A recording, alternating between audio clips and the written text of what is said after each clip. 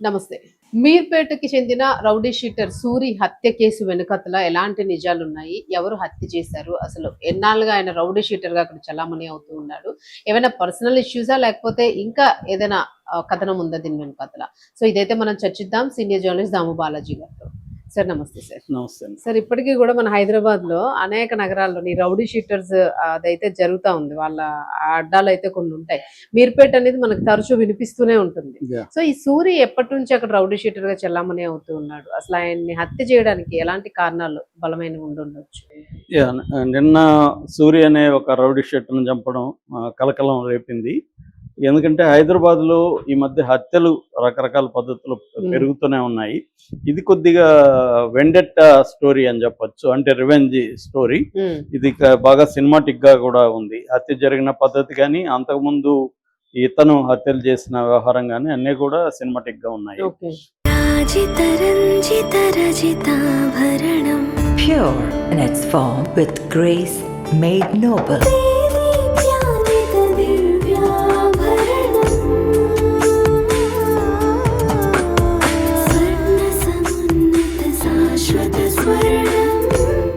మన సినీ నటి శ్రియశరణ్ గారి చేత ఈ రోజే గొప్ప ప్రారంభం.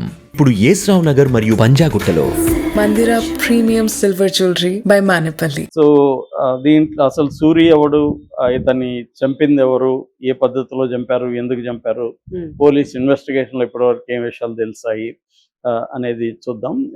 ఇతని పేరు నందనవనం సూరి. ఇతను మీర్పేటలో ఉంటాడు. సో ఇతన్ని నిన్న ఎవరో వాళ్ళ ఫ్రెండ్సే ఒక బర్త్డే ఉంది, ఆ బర్త్డేకి రావాలి, సెకండ్ భార్య తమ్ముడు బర్త్డే ఉందని పిలిచారు. సో అతను వచ్చాడు. రాగానే అతన్ని పెప్పర్ స్ప్రే చల్లారు కళ్ళల్లో.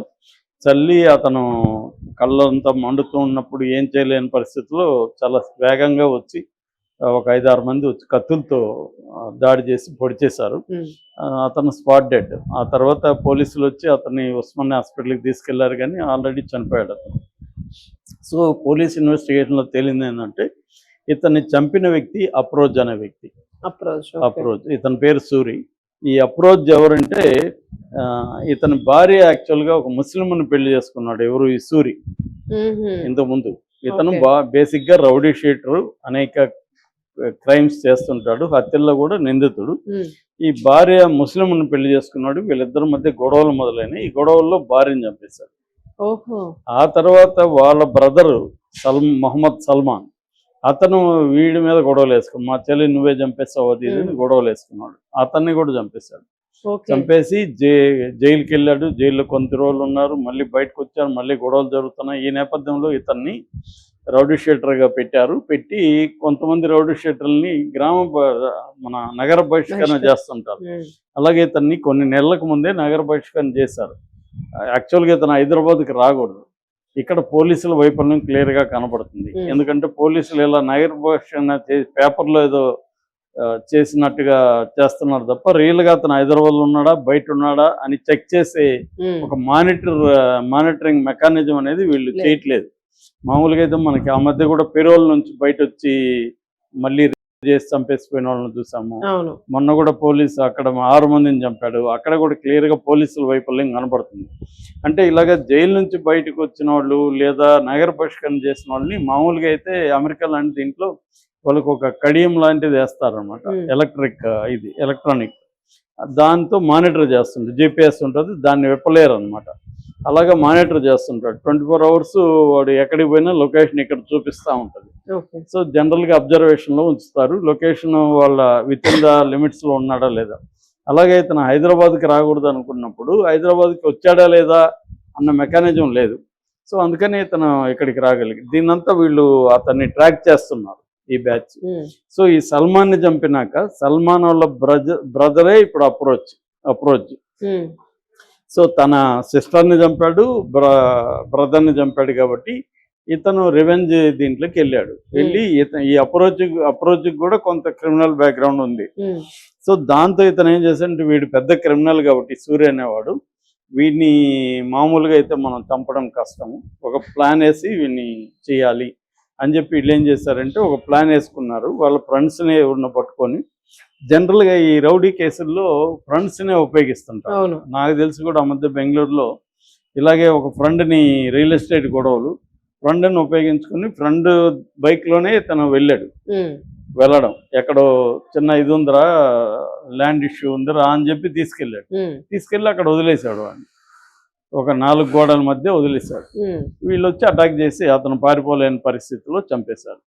అలాగా ఇట్లాంటి కేసుల్లో మనకి సినిమాల్లో కూడా ఫ్రెండ్ ద్రోహం చేయడాన్ని ఇంటర్వెల్ బ్లాక్ అట్లా ఏదో చూపిస్తుంటారు కదా, అలాగా దీంట్లో కూడా వాళ్ళ ఫ్రెండ్ని ఉపయోగించాడు ఈ అప్రోచ్. వీడికి ఎవరు క్లోజ్గా ఉంటాడు వాడిని పట్టుకున్నాడు, వాడికి ఏదో డబ్బులు ఇచ్చాడు, వాడే పిలిపించి రాగానే వీళ్ళు ఇట్లా అటాక్ చేసి చంపేశారు అన్నమాట. సో ఇప్పుడు పోలీసులకు కూడా ఇట్లాంటి కేసుల్లో ఏంటంటే చంపేయడం మంచిదిలే అన్నట్టుగా ఉంటుంది వాళ్ళకి. ఒకడు వదిలేడు సినిమా మనకి పని చెప్పింది అన్నట్టుగా ఉంటుంది. కాకపోతే అప్రోచ్ను కూడా అరెస్ట్ చేస్తారు. కాకపోతే ఇవన్నీ వీళ్ళు ప్రొఫెషనల్ కిల్లర్స్ ఏం చేస్తారంటే వాళ్ళకి ఇవన్నీ అలవాటు ఉంటుందండి. పోలీస్ స్టేషను, జైలు, కోర్టు ఇవన్నీ అలవాటు ఉంటుంది వాళ్ళకి. కాబట్టి అందుకనే వాళ్ళు క్రైమ్ చేయడానికి పెద్ద వెనుకాడరు. వీళ్ళు మన సుపారీ గ్యాంగ్స్ కూడా అంతే. వాళ్ళకి ఎందుకంటే కొత్తగా మనలాంటి వాళ్ళకి ఏంటంటే నాకు కాదనుకో మామూలుగా జనాలకి పోలీస్ స్టేషన్కి వెళ్ళాలన్నా జైలుకి వెళ్ళాలన్నా ఎప్పుడు వెళ్ళని వాళ్ళకి అవన్నీ డీల్ చేయడం భయం వేస్తుంది. సో అవన్నీ ఒకసారి అలవాటు అయిపోయినాయి. అందుకనే మనకి ఇండియన్ జైళ్ళకి వెళ్ళొచ్చిన వాళ్ళు గ్రాడ్యుయేషన్ చేసి వస్తారు క్రైమ్లో. ఎందుకంటే అక్కడ సీనియర్స్ ఉంటారు, అనేక మంది టీమ్స్ ఉంటారు, వాళ్ళతో మాట్లాడతారు, వాళ్ళు ఎలా క్రైమ్స్ చేశారు ఏంటి, ప్రాక్టికల్ కదా అవన్నీ, థియరీ కాదు, ఎలా చేశారు ఏంటి అవన్నీ నేర్చుకుంటారు వీళ్ళు. సో నేర్చుకొని బయటకు వచ్చి మరింత వాళ్ళకి ఏంటంటే ఒకటి జ్ఞానం వస్తుంది, అనేక క్రైమ్స్ ఎలా చేశారు ఏంటి. రెండవది నెట్వర్కింగ్, క్రిమినల్ నెట్వర్కింగ్ కూడా బలంగా వస్తుంది అనమాట. అలాగా మరింత క్రిమినల్స్గా మారి వస్తారు వీళ్ళు. సోఫిస్టికేటెడ్ మరింత నాలెడ్జ్తో బయటకు వచ్చి ఇంకా ఎక్కువ చేస్తారు అనమాట. రెండోది పోలీస్ స్టేషన్ వీటన్నిటిని మేనేజ్ చేయడం కూడా వచ్చేసి ఉంటుంది. వీళ్ళతో పోలీసులతో ఎలా బిహేవ్ చేయాలి అంటే పోలీసులకి భయపడినట్టు నటించాలి, వాళ్ళకి ఇగో సాటిస్ఫై చేయాలి, లేకపోతే డబ్బులు ఉంటే వాళ్ళకి బిర్యానీలో అవి తెచ్చిపెట్టాలి. పోలీస్ స్టేషన్లు ఉంటాయి అని ఉన్న రోజులు మనల్ని బాగా చూసుకుంటారు. తర్వాత జైల్లో కూడా డబ్బులు ఉంటే అన్ని పనులు జరుగుతాయి, మేనేజ్ అవుతుంది. తర్వాత ఎలాగో తమకు తెలిసినోడో ఒకడు ఉంటాడు జైల్లో, ఇలా ఆ గ్యాంగ్లో మనం ఉండొచ్చు, సేఫ్టీ ఉంటుంది. ఇలాగా కోర్టులు అంటే లాయర్లు వీళ్ళు జైల్లోనే కూడా పరిచయం అవుతారు, ఈ సీనియర్లే పరిచయం చేస్తారు. సో ఇలాగ అన్ని నెట్వర్క్స్ వీళ్ళకి తెలిసిపోతాయి. మనం మామూలుగా డిగ్రీలు చదివి పీజీలు చదివినా కూడా తెలియని విషయాలంతా జైల్లో నేర్చుతాయి. అందుకని వీళ్ళు ఏం చేస్తారంటే ప్రాక్టికల్గా నేర్చుకొని ఇంకా సిస్టమేటిక్గా ఎలా క్రైమ్ చేయాలి, దొరకకుండా ఒకవేళ దొరికినా దాన్ని ఎలా డీల్ చేయాలి అనేది ఉంది. సో ఈ అప్రోచ్ నాకు తెలిసి వాడు దొరికిపోయినాక ఏమవుతుంది, మళ్ళీ జైల్లో పెడతారు. దీనికి సాక్ష్యాలు ఎవరు లేరు, చూసిన వాళ్ళు కూడా చెప్పరు, ఎందుకంటే భయం వేస్తుంది వాళ్ళకి. ఇది ఒక రౌడీ గ్యాంగ్, రెండో చనిపోయినోడు ఏమన్నా మహాత్ముడు కాదు, వాడు రౌడీనే. కాబట్టి ఎవరు కూడా సాక్ష్యాలు కూడా ఉండవు. సాక్ష్యాలు లేనప్పుడు పోలీసులు కూడా ఇలాంటి కేసుల్లో రౌడీ షీటర్ జరిగినాడు అది కూడా మనం బహిష్కరిస్తే వాడు ఎందుకు వచ్చాడు, కాబట్టి వాళ్ళు కూడా అంత గట్టిగా ఈ కేసుని ప్రజెంట్ చేయరు. సో దానివల్ల ఇలాంటి కేసులు వీగిపోతాయి. అందుకని మనకి ఇండియాలో అరౌండ్ 30,000 మర్డర్స్ పర్ ఇయర్ జరిగితే ఓన్లీ 37%, 137 మందికి మాత్రమే కన్విక్షన్ పడుతుంది, మిగతా 63 మంది ఎస్కేప్ అవుతున్నారు. సో దానికి కారణాలు ఇలాంటివి అనమాట. అందువల్ల ఈ రివెంజ్ మర్డర్స్ అనేవి జరుగుతూనే ఉంటాయి.